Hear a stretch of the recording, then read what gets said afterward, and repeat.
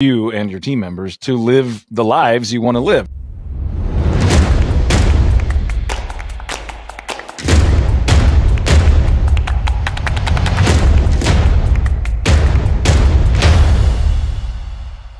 Hello and welcome to Keeping It Real. We're on the second episode of 2024, and this one is going to be a good one. I know I always say that, but I am excited about this. So we're going to be talking about the essentials to launching and scaling a team with Todd Tremonte, and I'm going to introduce him here in a second. But first, got a couple of housekeeping items to take care of.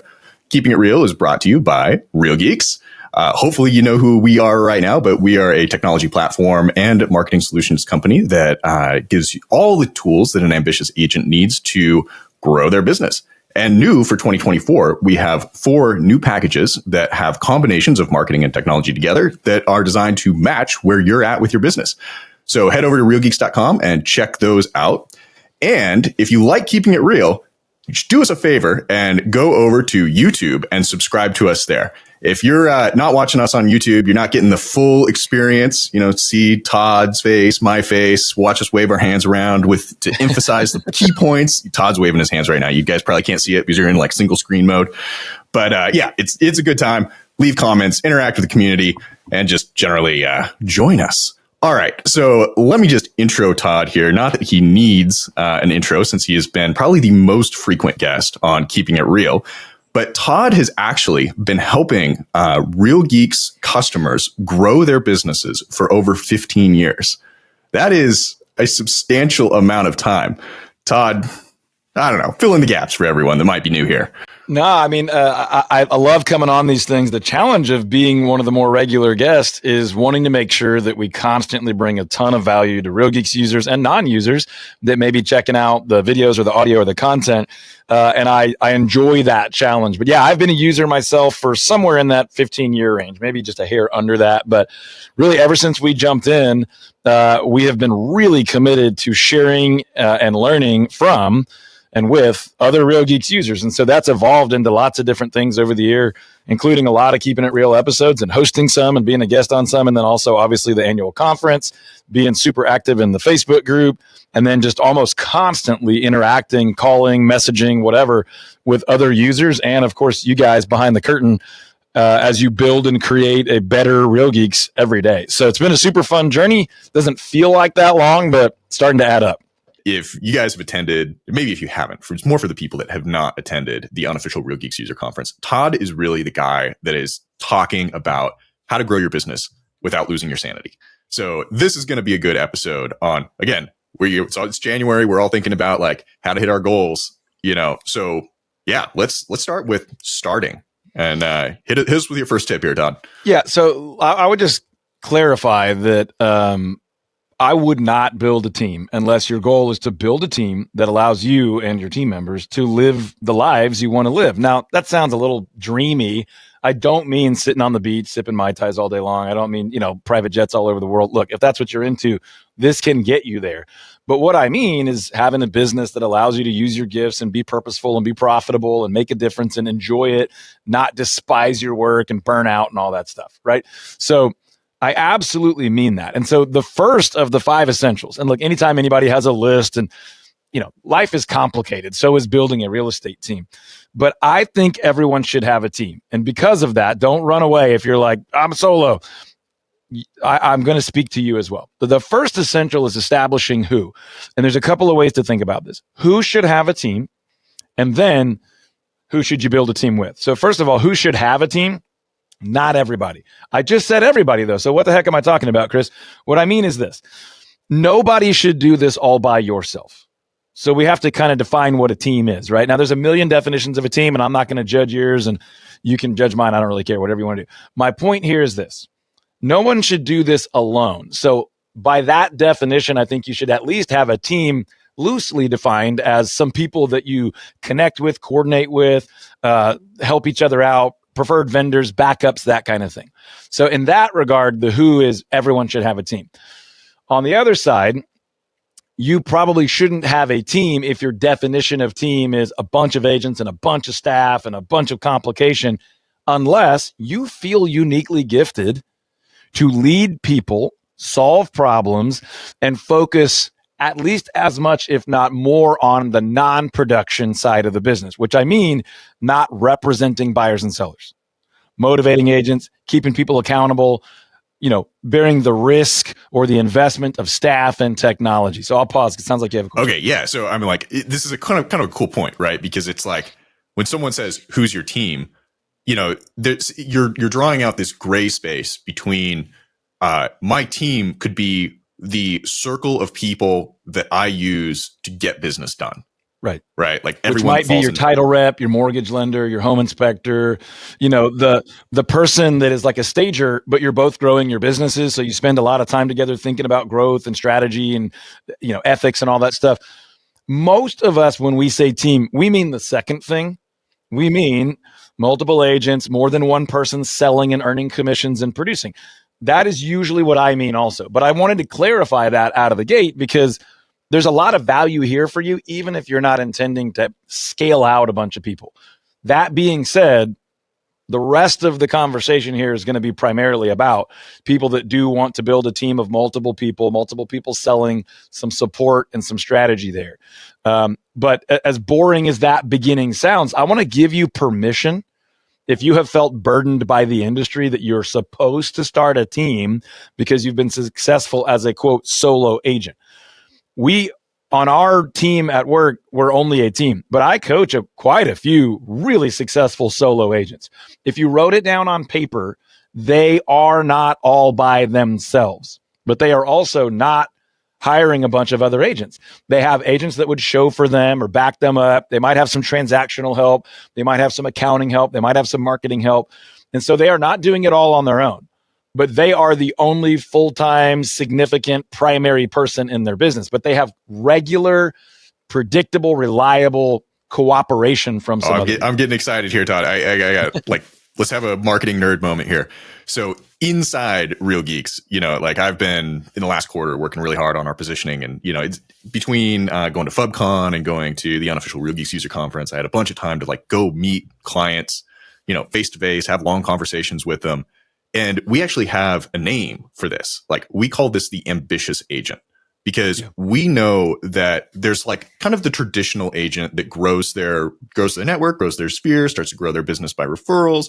They're happy with the amount of volume that they do, but they're not wired quite the same way, I think, as the person that you're talking about. But and I think wired is the right word. Yeah, wired, gifted, created, born, whatever you want to call it.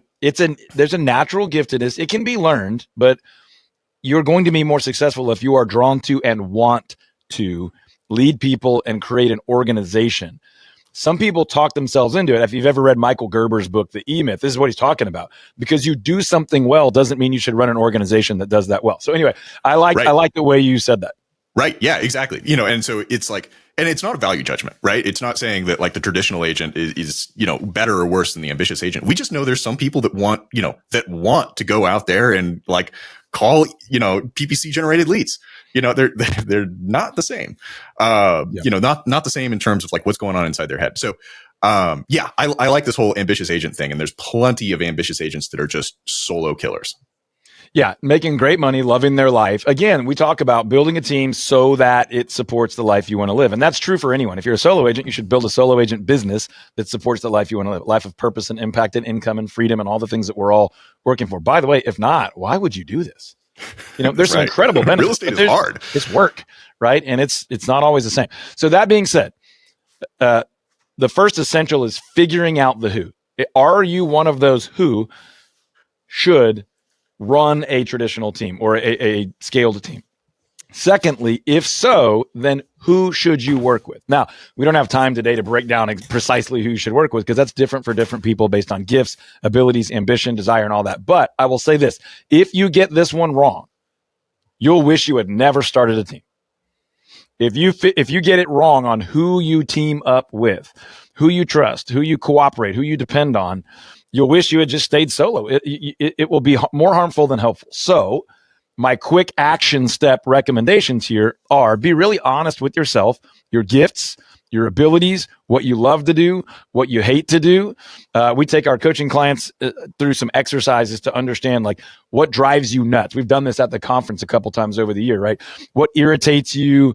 What are you just tolerating? And then what really fascinates you? You know, you want to work in that area of fascination as much as possible. So you need to bring on other team members who are fascinated by the other things that need to get done.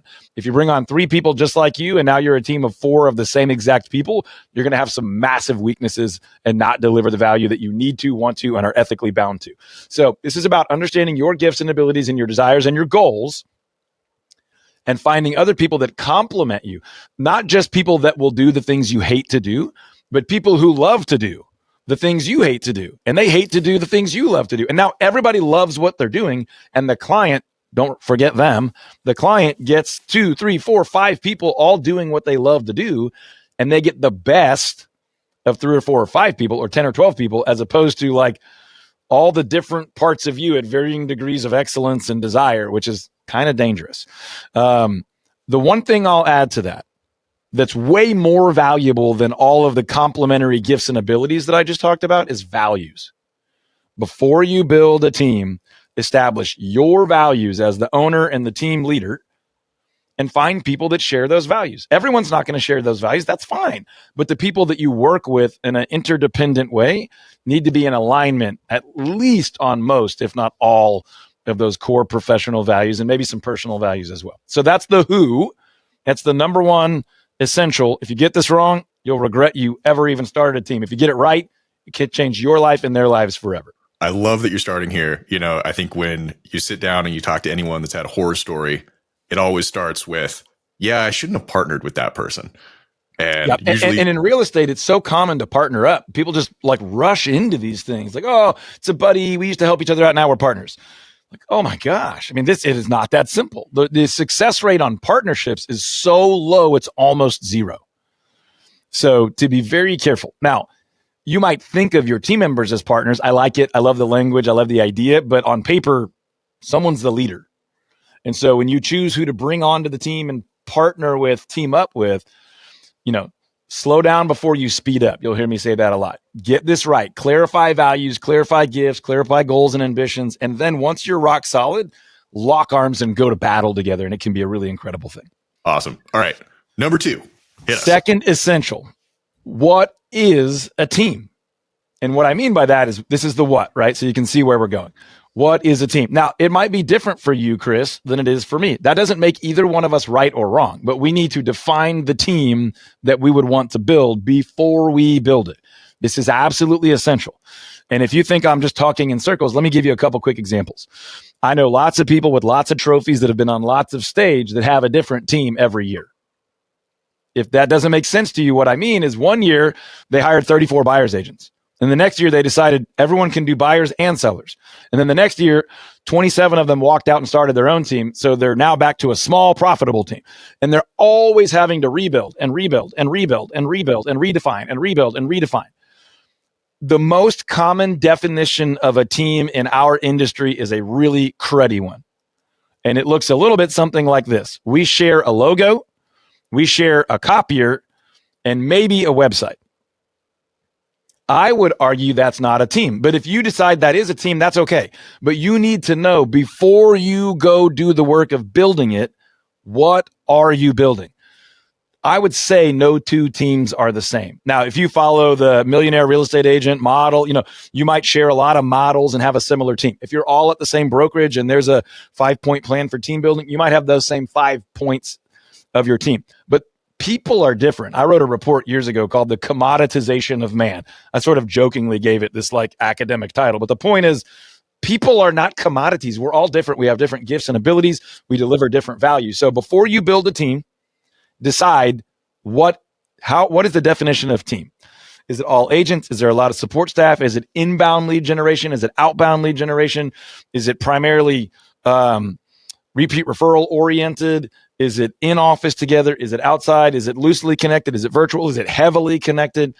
Is it everyone contributes to every transaction, or is it kind of everyone contributes their unique gifting to only certain parts? That sounds like a lot. And honestly, there's a lot more than that. So yeah, I mean, this is also cool. So there's there's a marketing mantra, which is, differentiate or die. And I feel like this is starting to be what you're pointing at, right? Which is, if the most common definition is a bunch of lone wolves that share a copier, are you really a team? But, to your other point, are you really serving the customer in a different way than a better organized, more aware team might? So you're probably going to touch on this a little bit later, but yeah. And I'm not judging anyone's definition. I'm just saying you need to know up front. You'll have a higher likelihood of success if you can say later, that's not the team we're building. So you are or are not or are no longer a fit here, because that's not the direction we're going. But sadly, and I'm not blaming anyone, our industry calls a bunch of agents who have like a shared commission structure or maybe lead program, they call that a team. And I would say a lot of those teams are 5 people working in 5 different directions. It's very difficult for that to be a compounding benefit for everyone to do better together than they would have on their own, which is why so many teams fall apart and rebuild and fall apart and rebuild and redefine and rebuild. That's just exhausting and brutally, inefficient for any of those people, much less all of those people, to really thrive. So you have to define what you want. Yeah. Are you seeing, or in your opinion, do you think that the agents on a team should share an ideal client, or should the agents on a team be thinking about different? Because I can see the logic of, wanting, each person to have a slightly different target audience, but it seems like from an organization that might be less efficient, especially when you start thinking about lead generation and like the ability to step into each other's games. I'll answer that 2 ways, but I'll do it quickly. My preferred way, based on my giftedness, my desire, how I coach and teach and train and lead generate and market and all those things, is that we actually all have the exact same ideal client. Now, we're going to approach them differently, and there's a spectrum within the acceptable ideal client. There's a few personality types that one team member does a little better with than the other, and we can afford that elasticity because of the scale of our team.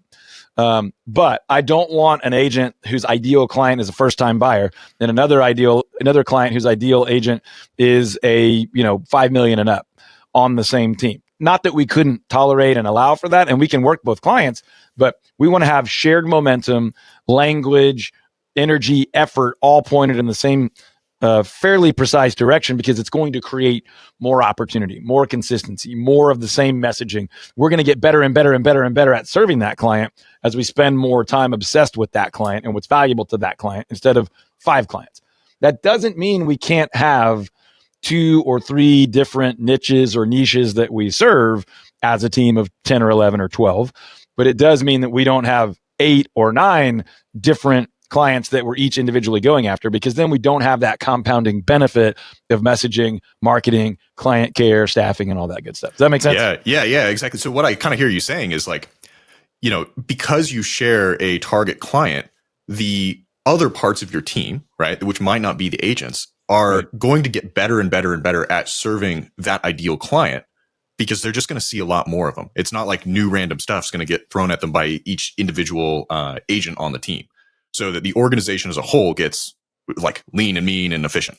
Yeah, specialized and more expertise oriented. Now, I'm not judging you if you do that differently. My point simply is to say you have to define what team means to you. If you are going to be a more loosely affiliated team where there's a shared lead platform and a once a week meeting and some other tech tools, and everyone's really doing their own lead generation and conversion, then by all means, each of those agents can generate a different type of lead. There's going to be less benefit in the overlapping. We want interdependence. We want each agent to depend on each other and staff and be better because of it. You're not wrong if you don't want that, but you need to know up front. That's the essential point we're making here, is if you're changing your mind about that all the time, then month to month, you're building a different team and nobody's on the same team. 5 people have 5 different expectations of what this team is supposed to do for them and what they're supposed to do for the team. I am confident. It's not a belief. I'm positive. There are a ton of people right now leading and on teams like that, and they don't know it. They're doing their best. They're busting their tail, but they don't realize it that 5 people joined at 5 different times, and you were excited about 27 different things at those 5 different times, and they're all weird, mixed alignment, mixed goals, mixed excitement, mixed understanding, and it is all but impossible for all of those people to be thriving at the same time, because they have different pictures and different sets of expectations and work ethics, and ideal clients and all of this stuff. I know this sounds really complicated, but if you get it right up front, it actually becomes way easier and simpler to say the same thing over and over and go deeper and get better and be more committed. And by the way, I believe the client wins big with that approach. It's so funny because I'm hearing in the back of my head all the, other business people out there on the internet that say, I got a lot more successful when I started doing less. When I focused more, right? It actually got easier and more fun and more profitable. And the clients were happier and they repeated more and they referred more. I mean, I believe that through and through. And we've made the mistake and learned from the mistake. This is not just philosophical. Absolutely. Absolutely. All right. Number 3, what do you got? When should you start a team? This is going to be controversial. This is going to tick some people off. All right. Let's do it, Todd. Let's get some clickbait out there. What's going to be the short that's going to come out of this thing? Okay. The short version is you should start your team right now. If you are passionate and excited to start a team, you should start your team right now. Now, that is not universal law. I would also add, if you are brand new to the business and you haven't proven to be successful at anything, you should probably get a little experience and a little confidence under your belt. But the overgeneralized statement of you should start now is it doesn't really get any easier later. So the sooner you start, the sooner you'll reach that critical mass of success. Now, if I knew you and I could hear your story, and get some nuance to this, I would say once you're at the point where you know what you would expect from others, go ahead and get started. But that's going to be a different starting point than someone who's killed it as an individual agent for 15 years and is now ready to grow and scale as a team, because they're going to be able to say, look, I've done this 7,000 times. This is a great way to do that. But I don't want to disqualify somebody who may be naturally gifted as a team builder and a team leader, who maybe wasn't the world's greatest real estate salesperson, because they might be a world-class team leader. And I think this is one of the misnomers, like in the coaching world. I'm not going to judge any one coach, but some coaches are like, I'm a better coach because I've been where you are, but I'm not doing that anymore. That may be true. Others would say I'm a better coach because I'm still in the trenches. Don't trust anyone that's not still in the trenches. That may or may not be true also. I believe some people are naturally gifted to be salespeople, and some of them should stay salespeople forever because that's their wheelhouse. Some people were great salespeople and transitioned into leadership, and that's great. Others are going to be okay salespeople, but could be world-class leaders. You've got to know yourself, and that's going to help you determine when to start your team. The reason I generalize by say start now is the sooner you start, the sooner you'll be successful. But you do need to start now understanding, who am I going to do this with? What am I trying to build? And how can I clearly define success and a win for everyone involved? The easiest path to failure is to start like a dirt bag and say, the only reason anybody's here is to make my life easier. I'm going to make money off of you. I want you to sell the houses so I have free weekends and I make money and I can buy a boat. That's just a cruddy way to build a team, and those people are not going to stay with you. And basically, you're a jerk. If your desire is to start a team because that's where your gifts are and that's what you're passionate about, and you want to build a world where these agents can grow forever and staff can learn and grow and make a great living and be better off with you than they would be without you, I don't really want to tell you to wait to do that. Maybe you should wait a few months. Maybe you might want to wait a year. Maybe you want to get your ducks in a row, save some cash. All of those things have to do with the when. Yeah, I love that. And maybe just to highlight another point that you threw out there, which is like, and I see this a lot. It's like, if you're fighting a zero-sum game or, a fixed pie, like whatever you want to call it, basically a deal where, everyone's not going to be happy, there's going to be winners or losers, you're probably playing the wrong game. It's probably not right. In my opinion, you are playing the wrong game. If your office environment or your team environment is highly competitive with each other in a way that there are regularly real winners and losers. Now, trust me, our team competes about everything, but nobody really loses video games or darts or ping pong or who got the most reviews. One person gets 30 and one person gets 9. The person that got 9 reviews. That's a win. Now they lost the competition, but they won. Their business is better. Their life is better. They can provide better. So I like competitive is one of the key elements I look for in team members. But the point you're making is if people regularly lose because others win, it's cutthroat. It's a zero-sum scenario. It's just not going. That won't be your team for long. And if you replace them with more people like that, they won't be your team for long. Yeah, I mean, this is another excellent point, because I love drawing the difference between competition and like zero sum, right? Because I also love to compete. It's like, whether it's at work and looking at the KPIs and like trying to figure out if we can beat our own personal records, trying to do that as a team, or when it's like I'm going to the gym and I'm going to the CrossFit gym and I'm like, about to get my ass handed to me by, some old dude. Like, all of those things are motivating to me. And it's not it's not like when I lose one of those things, like the situation gets worse. It should be that like you learn something and the whole team gets better. Yeah, the competition makes you better. And your primary competition is with yourself. You play the game of beat your best, but everyone's playing. So there is that healthy interconnected competition, but the primary game you're playing is how can I be world class and how can I be a little bit better at what I do? I don't have to be excellent at what he does or she does because we're all serving each other, therefore all serving the client. So one quick just side tip for folks that are with us that are building a team, the single best filter for great team members that I have found outside of values is the best, is did that person play team sports? Now there are some other equivalents, like you might love solo sports, you might like high level performance that maybe wasn't a sport, so you can negotiate that a little bit. But what I know that if someone says, yeah, I played college baseball, or I played travel soccer or whatever, here are the things that I know are highly likely to be true: coachable, understanding the social and political issues that come with being on a team and working with others, probably fairly competitive, like to win, willing to put in the work, and a bunch of other things. So what I know is if I say, hey, tell me about your past. Are you a competitive person? What do you enjoy? I'm usually going to get that answer of, we have a guy on our team, been on our team almost a decade now, that performed as a figure skater at the Olympic level. Never fully made it to the Olympics, but Olympic qualifiers, national stage, toured the world, solo and pairs, blah, blah, blah. That's a different version of that, but it checks all those same boxes. Coachable. Right. He actually was a coach. So that's just a quick tip for those of you that are looking to find people. If you value those same things, hunt down people that played team sports and maybe find some pipelines of candidates that come out of team sports environments. All right. So that's the win. If you have to default to now, but now might mean this year, and the prep for this year might be, do I know what I would expect out of other people? Can I define what success looks like? Can I provide for the needs that they would have? Do I know the things I would ask them to do? Do I know how they need to be done? And things like that. So now might mean this year, or now might mean tomorrow, but sooner rather than later, because the sooner you start, the sooner you'll figure it out.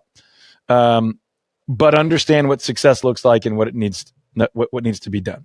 I would not worry at all about market conditions and external timing issues, right? Mortgage rates, inventory. It's always hard. There's just different versions of hard. There's always opportunity. We just have to craft a strategy to take advantage of the opportunity in every market. Before we dive into number 4 here, I just want to put a point on that, which is there's never going to be an ideal time, but I kind of think that you should be thankful that you're starting, or scaling in a unideal time.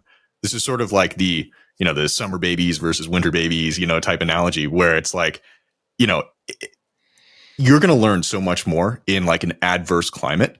Whereas in a easy climate, you might think that you're a lot better than you are because the market's just pushing you along. You think about all the day traders that thought they were market magicians. No, it was just inertia. So enjoy the the shitty market. Because it's ultimately going to help. I agree entirely. Many of our coaching clients right now are recruiting, and I'm telling them I think this is one of the best times to recruit ever. I'm recruiting. I'm talking about it on my radio show, podcast, YouTube channel, and that's what we're saying to people. Is word on the street is that this is a terrible time to become a real estate agent. I think it's one of the all-time best. And there's a few reasons. Number one, there's a higher demand for expertise in this market than there is in most markets, especially a runaway market that looks easy. And number two, if you want to be full-time, fully committed to delivering world-class value, now's the best time to learn that because the market demands that you do that. The market is going to force you to build those muscles and those habits where, to Chris's point, in a market that makes it look easy, you're going to build really bad habits. Last thought on that is when we bring a new agent on our team, as much as it pains us and them, we love it when their first deal is a hot mess. Because they learn that it's not easy. They learn to appreciate it. They learn how people will waste your time and not value your expertise. And then they don't spend 3 years learning that lesson.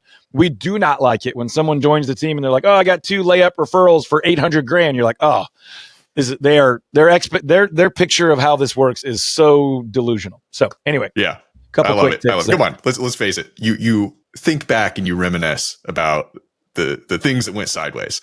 It's not necessarily the good times. So, but it's when we learn the most. It's when we appreciate how good the other items are. All right, number 4. This is essential to thriving with a real estate team. Where are you going to build your team? Now, much like who, there's 2 ways to answer where.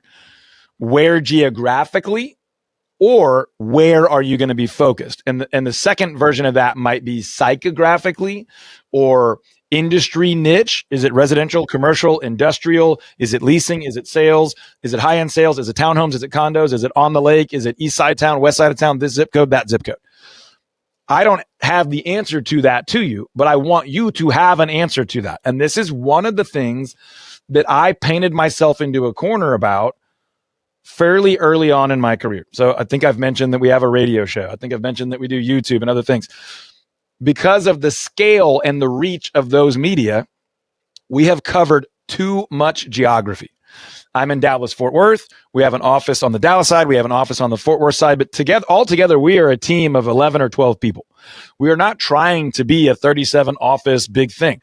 We're trying to offer world-class value with as many people as we need to be desperately interconnected, interdependent, and family feel. But because of radio, because of the reach of our media, we have a lot of opportunity in a really broad area. So we've done the 2 office thing and it's worked for us. But over the last decade, I have been very deliberate inside that massive geography to really emphasize 2 primary focus areas. One is the most desirable neighborhoods in Dallas, Fort Worth. And the second is homes with big backyards, right? Homes on land, like half an acre to 10 acres. Like, it's not a farm and a ranch, but it's also not a normal yard. It's a big backyard. So I have not done that perfectly. We're getting better and better and better at it. But, I woke up 10, 12 years in and I was like, man, our where cannot be everywhere. That's a really bad way to market. It's a really inefficient way to spend time, energy, and money desiring to bring back an ideal client. So every single year, our business gets easier and more profitable because we attract more and more ideal clients instead of having to chase less and less ideal clients. So all that to say, I want you to think about your where. It might be geographic. You might think, if I'm going to start a team, I'm actually going to move. And you might decide to move someplace with less agent competition, higher but not too high of a turnover rate, meaning there's just more transactions there. By the way, an example of that might be an area with a big military base. There's a lot of turnover. It's not negative turnover. There's just a lot of buying and selling that goes on. People move in for 2 to 5 years and they move out. Or there's a very clear path to people move in and they move up. Colleges, universities have a lot of drivers of this. So I would think about that. Before I take on the time, energy, and financial investment of building a team, where do I want to do that? Do I want to move 20 minutes out to that little bitty town that's better defined? Here's another tip. If you're going to do media marketing, whether it's radio, television, OTT, you might say, man, over there, that's all really well defined with smaller reach, but it reaches that entire market and I can do it way more cost effectively. So I'm going to move 30 minutes. I'm not going to leave my friends, family, and neighbors, but I'm going to move 30 minutes and have just a better business model and better marketing and media model. Or you might say, I'm going to stay right where I am, but I've been working solo or whatever, and I've been kind of working with anybody, residential, commercial, residential, leasing, sales, and I am only going to do condo sales. And I'm going to dominate condo sales. And I can dominate condo sales in 2 or 3 years, where it might have taken me 30 years, or I might have just never, ever, ever, ever gotten there to dominate my whole market on all properties all the time. I think this makes a whole lot of sense. Right. Yeah. So, but I mean, I almost want to go back to, and this is, kind of maybe coming back to the people that you'll meet at the Unofficial Real Geeks user conference. I don't know, maybe 80% of the people are focused on where, right?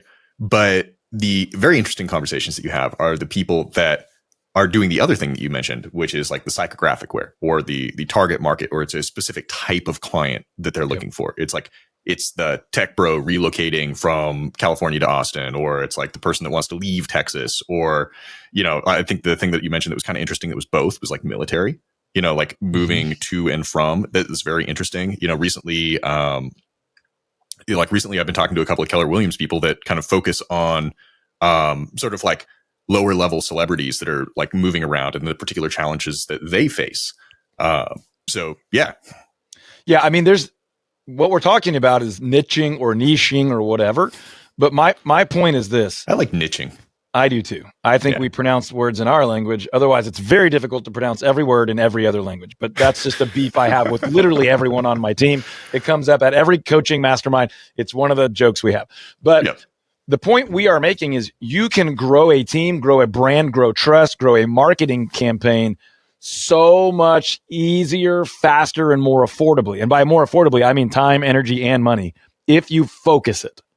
So that's what I mean by where. You might focus it on a geographic area. Nothing wrong with that at all. Those are some of the easiest things to focus on. But there are more options. It could be a client type. Licensed professionals, doctors, CPAs, engineers. It could be athletes, celebrities. It could be property type, lakefront, oceanfront, mountaintop, big backyards. It could be golf course properties. Second home. It could be an income level. Now, you have to be careful and always obviously abide by all laws and ethics and fair housing. Let me be very, very clear. Don't violate any of that.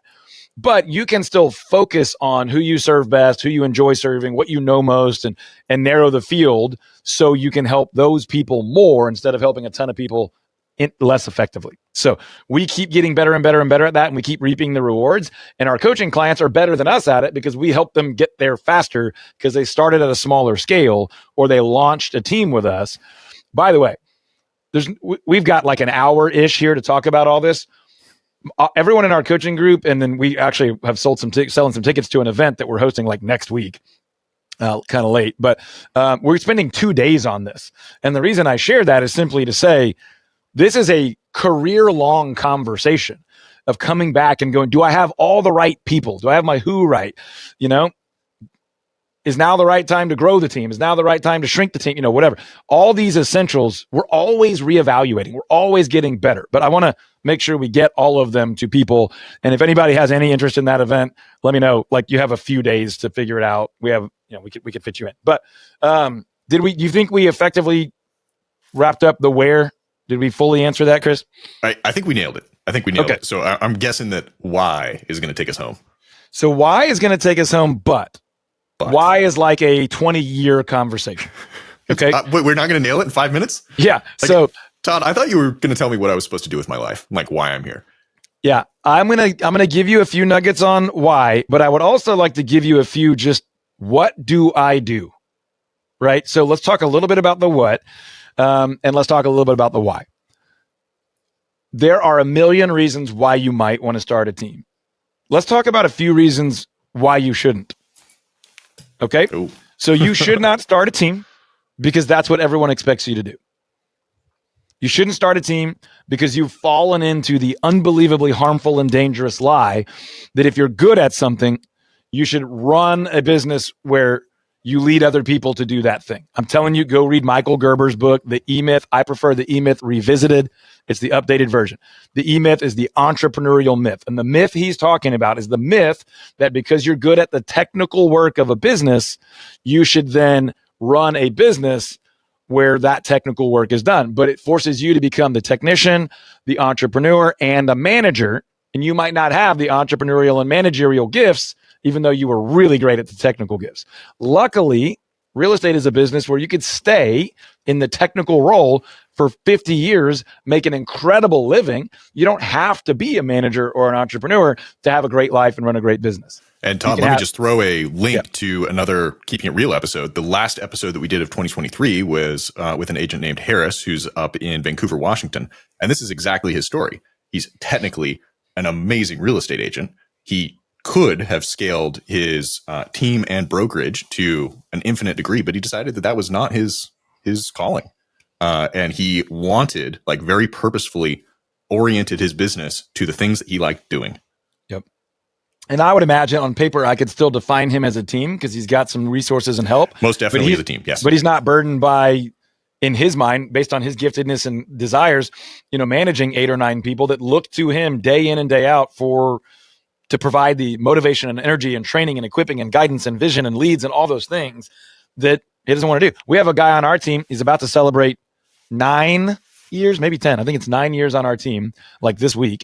And he decided about 2 years in, I love being a buyer specialist. That's what I love to do. I don't want to lead other buyer specialists. I don't want to work with sellers. I don't want to create the marketing plan or the forecast for the year. I want to be with people as they achieve the dream of homeownership. I love it. I'm like, great. You can grow in that for the next 50 years.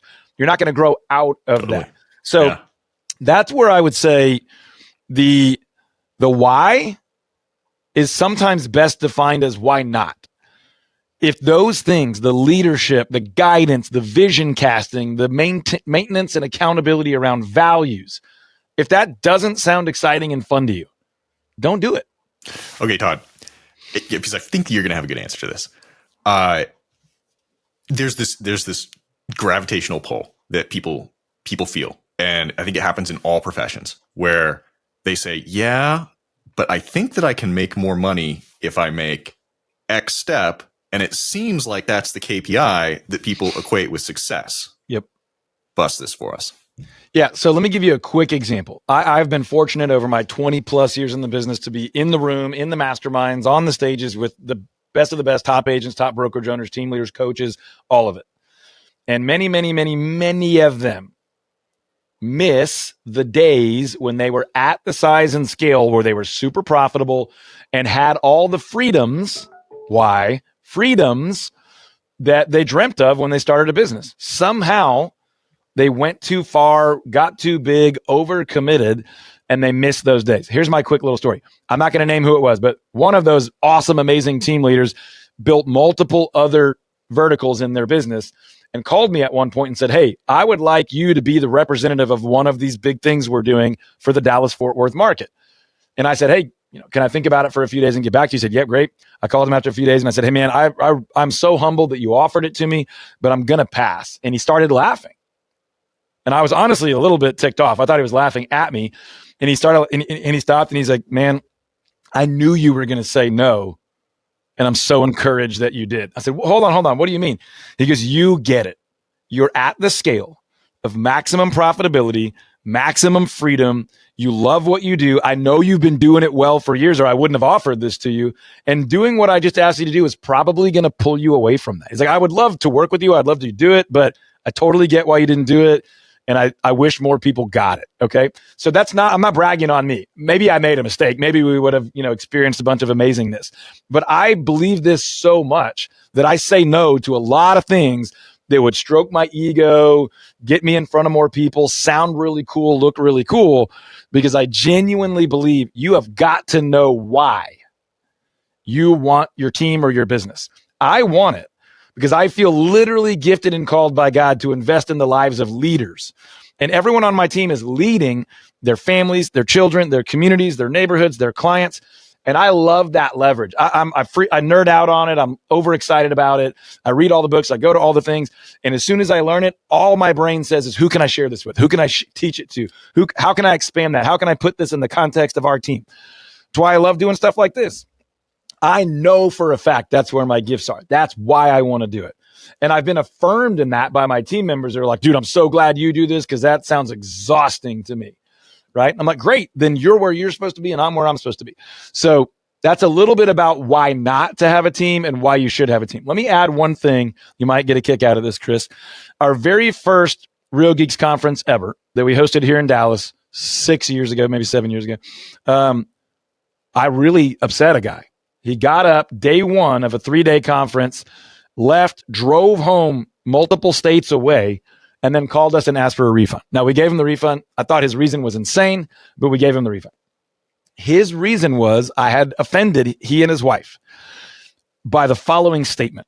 And my statement was, I think Gary Keller is brilliant, and I think his partners that write his books with him and create his trainings are some of the greatest leaders in the history of real estate.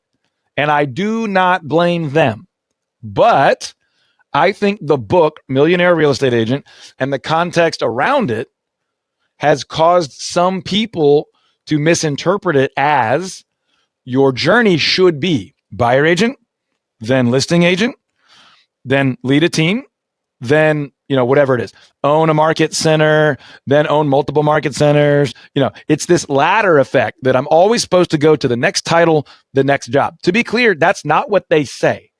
But the community that celebrates that work does glorify and romanticize this 7th level type of thing. I think it's great. I don't think it's for everybody, but I think it's great. All that to say, that's not a good reason to start a team because you feel like that's the next rung on the ladder. That's what people say to do. Your reason needs to be that this vehicle of a team will help me get to the person I'm supposed to be, the impact I'm supposed to have, the income I'm supposed to have, the life and lifestyle I'm supposed to have, and I can help the people that join my team achieve all of those things for themselves also. Now, you don't have to agree with me, but that's what I believe are the right reasons to lead a team. And you heard me before we even really got going. I said the only reason I would go through all the craziness of building a business is if that business was a primary driver and myself and anyone involved getting to live unusually, uniquely incredible lives. If you want to build a team just because the spreadsheet says more transactions, more volume, more commissions, it's going to punch you in the face over and over and over. It will work in seasons, like Chris was saying, when the market's hot. You're going to dread getting out of bed in the morning. That's the setup there. It's like, yeah. That's why we call these things the essentials. I believe all 5 of these things are essential. Now, let me throw out a couple of hows. And if you have any, how do you do that related questions, Chris, we'll try to rifle through some of these really quick before we wrap up, just so there's a lot of actionable takeaway value. Number 1, I don't really care what you call a business plan or a business model, but you need to map this out. Write it down, type it out. You need to be able to look at this basically on one piece of paper, on one screen without scrolling. It could be on a napkin. I love it on a napkin. I think the simpler, the better. One of my core business philosophies is as simple as it can be and as complex as it needs to be. Don't be afraid of simplicity and don't be afraid of complexity, but let's keep them in balance. So you need to be able to quantify what your team is going to look like. So that's one of the hows. How many people? How much will you spend? How will it look? Will it be virtual? Will it be in person? Are you a 3-day-a-week in the office team? Are you a 5-day? Are you a 6-day? Are you a prospecting driven team? Or are you an inbound? Or are you a repeat and referral driven? What value will team members expect from you? And what value will you expect from them? Okay. I think this is what you're alluding to as well. Like producer Sean and I were talking about right before you got in here. And it's like, what does success look like? What are those KPIs? It's not like, and then I'll be happy. Whatever. It's like, what is the actual steps? How am I going to do this? How does that service the KPI? Yep. And I was talking smack earlier about the teams that have to redefine and rebuild all the time. But from a healthy perspective, the healthiest teams are also redefining and rebuilding. Now they're finding more and more accuracy and precision and value. They're not starting over, but they're always looking for how to get better. It's that Kaizen, constant improvement, top grading, fix our biggest problem, make it an asset, all those kind of things. And I say all that under the umbrella of what to do or how do I do that, because a lot of these things are hard. So number 1, I don't care if you call it a business model or a business plan, but you need to have written down or typed on one single page. What are we building? What does it look like? Who's involved? How do we hold people accountable? What do we want to be known by? What are our values? Right? So these are the things. These are the what do I do? Those are the things. Then you need You need to talk to probably 10 times as many people as you want on your team. You need to be unbelievably patient in hiring. Remember, we talked about if you get the who wrong, you'll wish you never did this. I would rather you be really exhausted and impatient and annoyed by how long it's taking to find the great people than how hard it is to get rid of them, to get rid of the wrong people, right? So define. We all have heard the idea of an ideal client. Define your ideal team member. Define your ideal roles. Define your ideal marketing message, or what I would call your unique selling proposition. Chris said differentiate or die. One of our core values on the wall in our main area is differentiate with excellence. What are those things going to be that you say that thousands of times and your team memorizes on accident because that's what you live by? These are the what to do now to get a team going. Then you need to find the balance of structure and freedom. How many meetings? How much connection? How much documentation? How much oversight? How much autonomy? How much freedom? What are the expectations going to be around prospecting or technology or sources? For example, we operate on a 3-pillar business model. Pillar 1, company provided, don't mess it up. Pillar 2, company provides the opportunity, agent nurtures it and converts it. Pillar 3, agent provides it and nurtures and converts it, but they're still supported by team, tools, resources, staff, technology, all that. We want them to have a perfectly balanced 3 pillars. It's never perfect, but over time, we want it to ebb and flow and be generally balanced. What are your expectations going to be on sources and profitability? And then, and only then, you would create a commission model. Obviously, we could talk for days and days and days and days about all this. If you're the kind of person that's like, I get in the car and I jump on a plane and I go to events at the last minute, you have a few days left to check out our event. You can go to teamscalelive.com. Obviously, this is not a hard sell. Most people, or if you're in the Dallas area, come on. Yeah, if you're in Texas, really, you could make it. It'll be in Dallas, Fort Worth, February 5th and 6th, which is like, a couple days away. But it's a small group. Get into a conference room together and be exclusively focused on launching or scaling a team. A lot of this conversation has been about launching, but the scaling piece, guess what? All the same things. If you've been a team of 4 or 5 and you're thinking about being a team of 10 or 12, you need to go back and do everything we just said. That's why I spent so much time on the launching piece, because if you're scaling, you're deciding, okay, in the next phase of our team, who are we going to be? The one thing you would do differently is you would look back and say, who are we now? Who have we been? What did we get right? What did we get wrong? What do I love about it? What do I hate about it? Who's going to continue with us? And realistically, who might not be on version 2? Who might not be with us in the future scaled version? How might we change roles? How might we not get rid of someone, but redefine their role to use their gifts and abilities better for them and for us and for the people that will join us? Any rapid fire questions or clarifiers, Chris? Yeah, maybe clarifier on that. I think this is just maybe like a hyper tactical thing of, I always look at it when you're building a team, you want to make your organizational structure, it's a bunch of boxes without any names in it. It's like, this person is going to do this. Like, this is about how many people we need this, like to how much work capacity, blah, blah, blah, blah. Right. And then you go and you find the right people for those roles. I think you also hit on something that's important as well. Is like, sometimes you get someone and you find out that they're actually gifted at something else. Right. And so, there is a little bit of organizational evolution that happens when it's like, okay, I found out that this person's gifts are actually over here. I'm going to create a position because it makes sense. But you still want to try and make sure that you don't like migrate too far away from that core plan. And here's how I would say that. Yeah. You create a role and find a world-class person for it. You don't create a role based on who you've got. Right. Or who you know. Or what you believe to be realistic. No. Dadgum that voice of reason. Dream big. They're out there. There are people out there that are like, I never dreamt there was a job defined that peculiarly, right? And you're thinking, this is just too weird. This is not realistic. No one's going to want this job. That person doesn't exist. Aim for that. Don't go, well, we've got Carla and Jim and Susan. Susan could probably do that. It's not going to go well for you. But at the same time, don't leave Susan in a role that she's pretty good at, but not world class. What else can Susan do that she would love to do that could dramatically serve our clients and our team?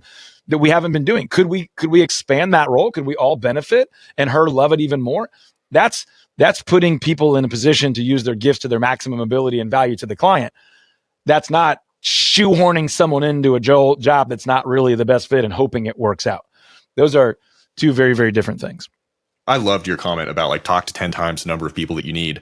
Maybe this is another way of saying this simplified down, is like for every position, you're probably going to interview in excess of 10 people for that position. I learned so much during those processes. I learned if I have the right things in that job description. I learned about blind spots that I wasn't thinking about. Like, you're talking to ideally subject matter experts in that situation. And, and you're trying to find out if like, they're right for you and you're right for them. Right. So it's a back and forth. And I always find them to be like absolutely fascinating conversations. Yeah. And you actually, by the time you finish talking to 10 or 15 people about a role, you've improved the role. Right. You've learned what's possible. You've learned how other people view it. You've learned how people respond to the best and worst parts of it. But I'm telling you, this is one of the top three mistakes I see team leaders, brokers, and agents make in our industry, is being impatient and hiring their nephew or their cousin or the past client or the first or second person that's willing to consider doing the job. And then it takes them 6 months or a year or 18 months to right the wrong, to coach them out, to get them to quit, to get them in the right spot. You are then your worst enemy because there's no one to blame but you. There's a pretty good book out there called Multiplication by Subtraction. And it's basically about removing people from your team in order to exponentially grow. Don't put yourself in the situation to need to do that. But if you are in that situation, have the courage to do what's best for everyone, including the person you might have to subtract or coach out or change roles, because ultimately that's what's best for them and it's best for everybody. Now, we could go down a million roads here. If you're diehard about this and you're willing to jump in a car or get on a plane, go to teamscalelive.com. We'd love to have you. But I'm not, we're going to sell 0 to 1 tickets from this thing probably. I think we have like 3 spots left. But my point is just, legitimately, the reason I'm saying that is because we're going to spend 2 days talking about all this and we still won't cover it all. Our mastermind and group coaching members, we talk about this stuff every week.